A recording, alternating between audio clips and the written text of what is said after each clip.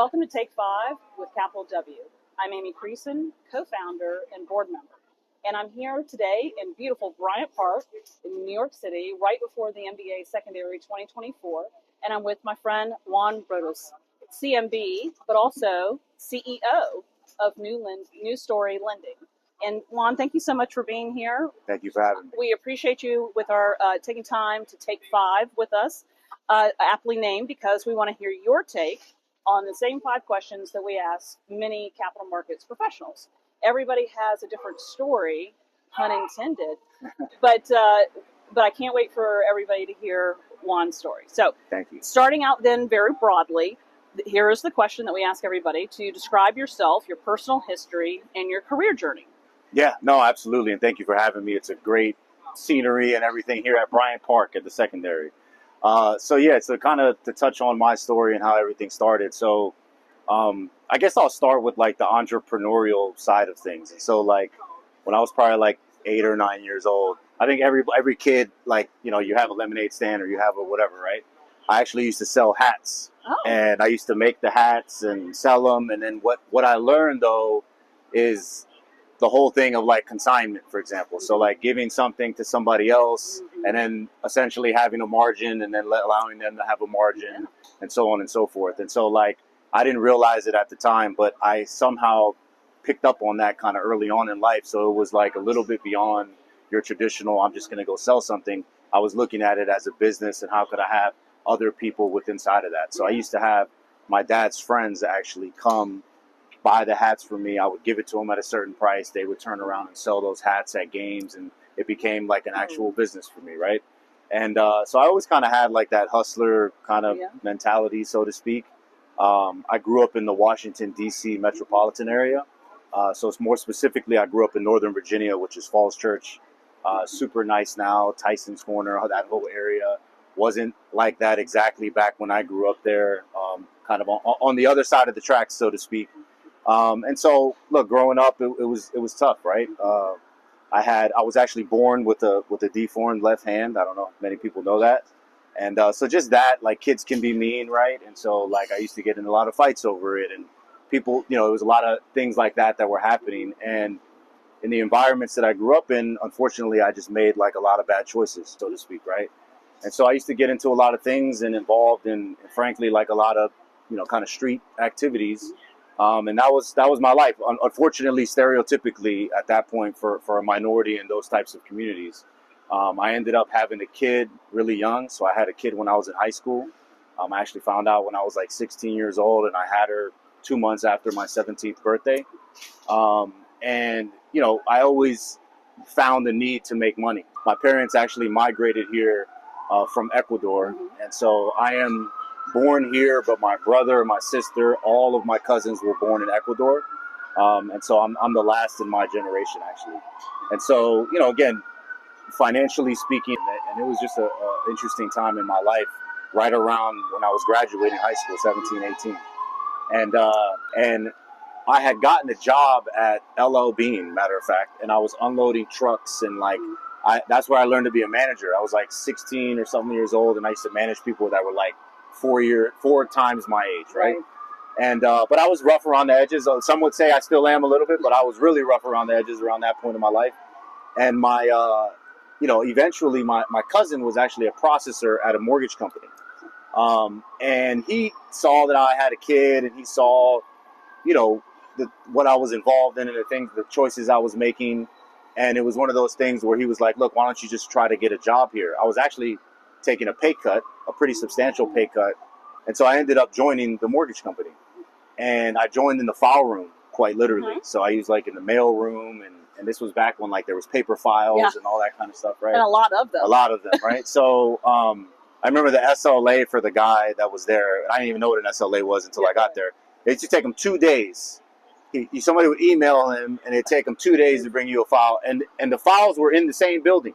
Oh. And it was crazy. And so when I got there, I was like, this is the dumbest, like, this guy doesn't know what he's doing. And I changed it to, like, I'd get people files in, like, 15 minutes. Yeah. Right? And so it was just an organizational thing. I've always taken whatever I do in life, and I take it to the extreme. I'm, like, a person of extremes. Like, I get super motivated, and I super, no matter what it is, right? It could be the dumbest thing. And so that's kind of how I started, right? I didn't have a college education. I had a high school diploma, knew nothing about mortgages, and just really started in the business then. And then because I did so well in the file room, literally within like 2 or 3 months, they moved me to another position and to another position. And I've always been a sponge.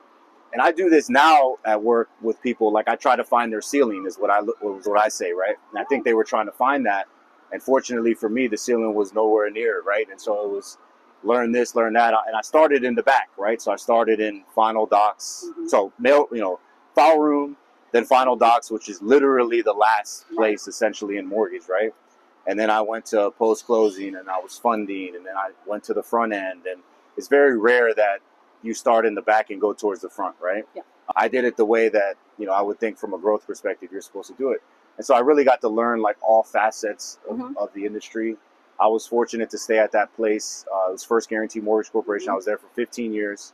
And it was a situation where I learned very quickly that it's not about how long you've been doing something, it's how much you've been exposed to in it, right? And so in a very short period of time, I was exposed to, from what I gather, almost everything in mortgage, right? We had wholesale, correspondent, retail, consumer direct, servicing, retain. We did mergers. There was mergers and acquisitions. I was eventually part of the team that actually sold the company in 2015. We acquired companies. I got to go to Wall Street and do like present in front of people and to try to sell the company. So it was just a crazy time. And really what it was is that, to back up a little bit, back to me not having a high school, a college degree or any of those things, I had gotten into some trouble when I was still working at FGMC, and they supported me through that, even with that. And that support really kind of saved me, right? I always say in life, like, my daughter saved me, and that job saved me, right? Because they saw something in me that I didn't see in myself. And the CEO at the time actually approached me, and he said, "Hey, you should go to college." This was late in my 20s. And they actually paid for me to go to college. I ended up getting my finance degree from George Mason University with a minor in economics. And because I'm a man of extremes, I continued down the educational route. So eventually I got a master's in finance from Johns Hopkins. I got my CMB. I just completely changed my entire mindset of everything that I was doing in life. And I applied it towards positive and took all the street smarts that I had learned and just applied them in the right way, right? Because I think there's a lot of skill sets that come from that. Eventually, I opened up a consulting company, was at another place for a couple of years, and now I opened up a mortgage company. Well, heck of a story there. Thank you. I'm thrilled to hear you say that. It was, I call it intestinal fortitude, so having the guts to keep going, try something different. Yeah. I think you took it to the extreme. Probably not what I exactly experienced, but I think it's all applicable on whatever the challenge is, and applaud you for that. And I think I also heard you saying that there were other people along the way, allies, advocates, and sponsors. And that's the right recipe. So, but let's continue on though. You're sporting a great shirt, News Story Lending. Thank you. I'll have to get one. I got you. And so the next question is, tell us about your current position, your responsibilities, and your organizational and industry interactions. So one thing you didn't say, did you say the CMB? I got my CMB. You got your CMB. And so specifically that education within the industry. But tell us about coming to the news story here. Absolutely. And also what else you're doing in the industry or your objectives. Okay, cool. Yeah. So to touch on the CMB thing, but I used to see people with the pin, and I would be like, "Oh, what is that?" Where's mine? I should wear mine because I'll be wearing mine. I'll be wearing mine the next few days. And it wasn't until I did it, and it's a 6-hour exam. It's real. I mean, I know 2 of them. You think you know a lot. Yeah. But at the same time, to be tested on it is different, right? And so I would encourage anybody to do that. I've actually been fortunate to be able to sponsor somebody before. I've been able to teach the prep course class. I've done some oral exam stuff on the side of the judging or whatever you want to call it. And so education is super important. As far as News Story is concerned, basically it's something that I had thought about doing for quite some time. I actually was fortunate to meet my current business partner at a prior organization that we used to work at. And, it was kind of like a joke for a really long time about like, hey, we should do this. Again, I had thought about doing it for a really long time. And it just kind of evolved over time. And where the name came from was kind of a little bit of what I just shared, which was, I felt that I created a new story out of the communities that I came from, right? And I felt, okay, let's focus on affordable. Let's focus on those types of things. My business partner, his name is Shane Miller. We're co-CEOs and co-owners of the organization. He's a top producing salesperson and head of sales. He's done that in his career. And then I've done kind of the capital markets, operating a business, risk compliance. We've both managed all aspects of the business. And so it just made sense to do it without having the need to have, kind of a bunch of executives to kind of start it. We have the institutional knowledge that we gained in our career. And so we started it, and I had no intention, both of us had no intention of being a broker. And so I spent about 7 months building out the organization to be a true lender and a true IMB on day one. And this is like where I would say it's super important for relationships. And all the relationships that I created over my career, especially in capital markets, frankly, I believe are a lot of what got us to where we are in terms of how quickly that we got there, right? Of course, you need finances and you need net worth and all those things. But it doesn't matter how much money you have. If the agencies or a lender doesn't believe that you know how to operate a business and that you know risk and compliance and that you know all these things and that they don't trust you, they're not going to just give you those approvals. And so we were fortunate to get approvals that, frankly, you don't get it. You have to wait 2, 3, 4 years, which is why a lot of brokers can't become bankers for 5, 10 years or whatever, right? So capital markets is frankly what helped in a lot of that, for sure. Well, great. Yeah. Well, congratulations on your success. Thank you so much. So along those lines then, challenges too. Yeah. What do you deem the most pressing issues for the mortgage industry, and how do those issues affect capital markets? Yeah. So my belief is with respect to affordable housing, right? It's a big part of our initiative. But the truth of the matter is you cannot steer somebody into an affordable lending product, right? You can't tell somebody, hey, go start making less money. Yeah. Hey, go move to this bad neighborhood or whatever, right? You can't steer them into doing that. And frankly, the LO compensation rules, in my opinion, have created a steering issue that they were trying to avoid with respect to affordable lending. Because affordable lending, the average loan size is way lower. And if you get paid basis points, if you're sitting in front of a loan and you have a $500,000 loan and you have a $250,000 loan, and you're going to make 1 point no matter what. Right. And for the $250,000 loan, you have low down payment. You have to chase, them around. You have to meet with them in person to take their application. You have to do all these things to try to get that loan when that $500,000 loan is a slam dunk. You're going to do the $500,000 loan all day long, right? And you should as a capitalist, right? An efficiency orientation, because the system rewards efficiency. That's right. And they're awarding by loan size. And so I actually looked into the average loan size as it's started to increase, as conforming loans have increased. It has not increased at the same rate for an affordable housing. And if you look at just the average loan sizes for that, it's about half or less than the average loan size of non-affordable products, right? And so again, I think the challenge is that LO compensation rules don't align with the mission. And in my opinion, instead of, taking the LLPAs and waiving them, you're losing money essentially as the government by doing so. Why don't you take a portion of those LLPAs, allow lenders to pass that through to their loan officers, change the compensation rules to allow only for affordable products, right? And then regulate them on it, whether it's a Fannie Moore audit or whatever the case is. When their loans are delivered, here's a special feature code or whatever, you get paid, and that's how you compensate them. That's my opinion on how you truly solve it as an industry. I think the other challenges that you have are at the state level, where you have DPA bond programs, for example, right? You have all these programs that are allowed in the country. Well, 99.9% of them require a brick and mortar within that state or require prior experience. So you're taking a product that is already a low margin product, and now you're requiring a lender to, on top of that, open up a facility that's going to cost them money to do it. It creates a barrier to entry that's unnecessary, in my opinion. And same thing with respect to limiting, requiring certain file requirements, requiring experience. If you have somebody that wants to do that business, why would you limit them? Or if they have experience in other states doing it, why would you limit them?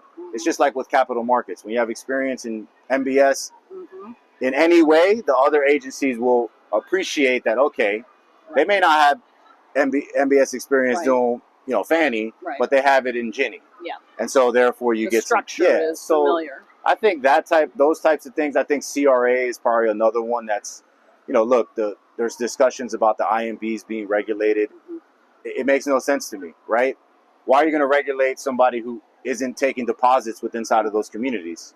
Like, that's silly. At that point, incentivize me as an owner of an IMB. Why don't I get a tax credit if I do more lending in that community, right? Again, I think we need to move away from the penalizing and move on to incentivizing, but in a controlled way. Alignment of incentives. That's right. And what advice would you provide to someone who is interested in pursuing a career in capital markets? Yeah. You certainly went the whole front to back. How about today? If you were young again, what do you think you'd do?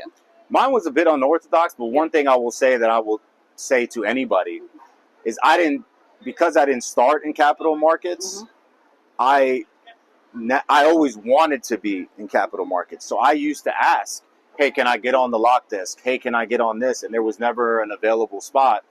And frankly, by luck is kind of how I got into capital markets. But it was the guy quit that was running capital markets.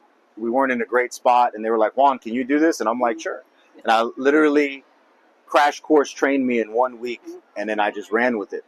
But my point in saying that is that, yes, it was luck, but it was also me consistently raising my hand to say, hey, I'll take that on. Hey, I'll do that. Hey, I'll do that. Always wanting to learn more and not approaching it from the, oh, but how much are you going to pay me? Right? Or what incentive how much am I going to make for that? The money was, frankly, the last thing on my mind.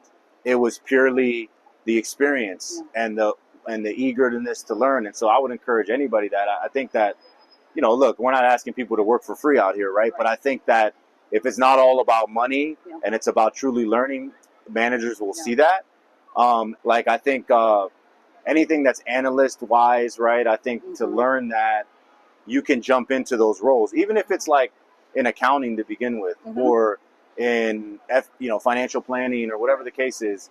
You can pivot those things over to capital markets. Alternatively, the lock desk is always kind of a safe spot to start in. Some people start there as well, and that's pretty easy, especially with all the technology now. But I do think the having a bent on learning, so I call it free tuition. So if you're willing to take a position, maybe it doesn't pay as much as you would love it to, but you get to learn on the job.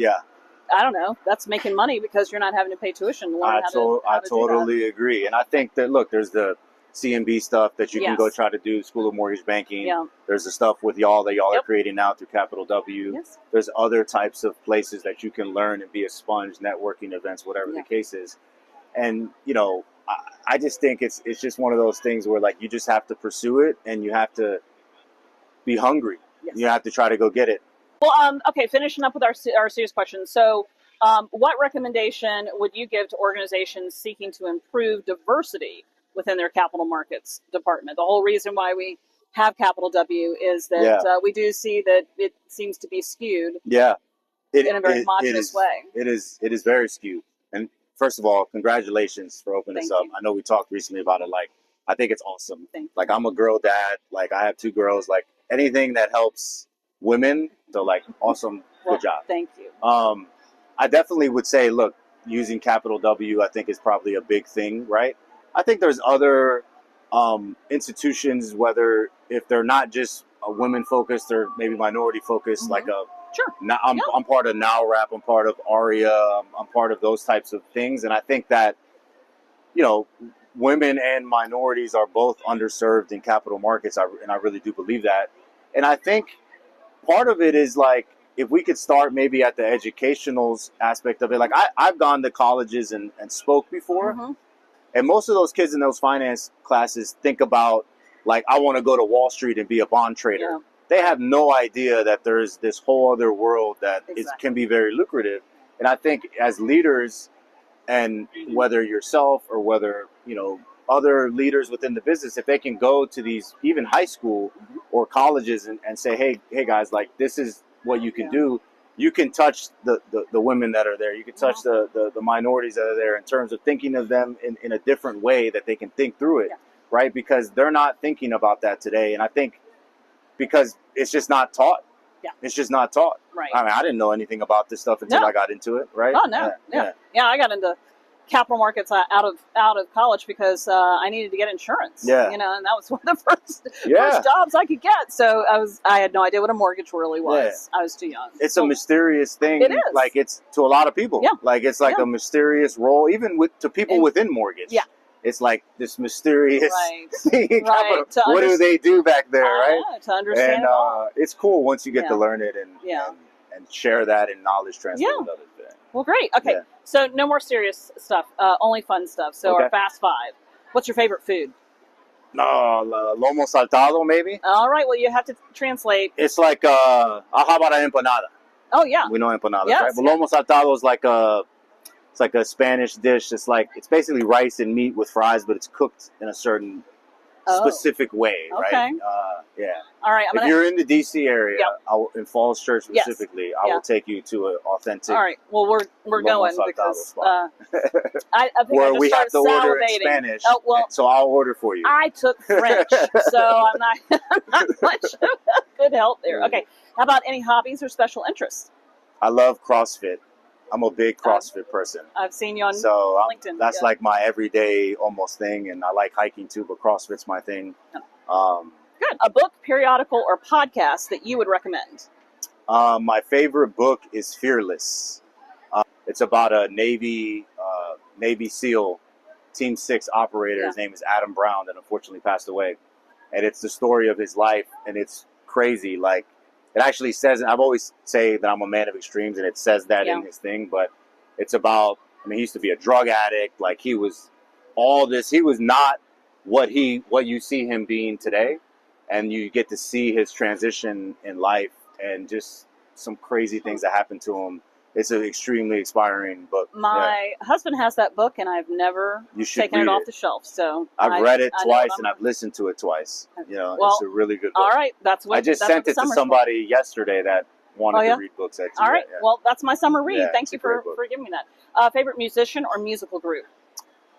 I'm a music lover in general, but I started with hip hop. I'm sure it's no surprise. I like Mobb Deep. Mobb Deep from a long time ago, for whoever knows that. All right. I was listening to them on the plane on the way over here. And I looked and what the year, and it was 1996. Oh, when the album came out. So all right, Mr. OG.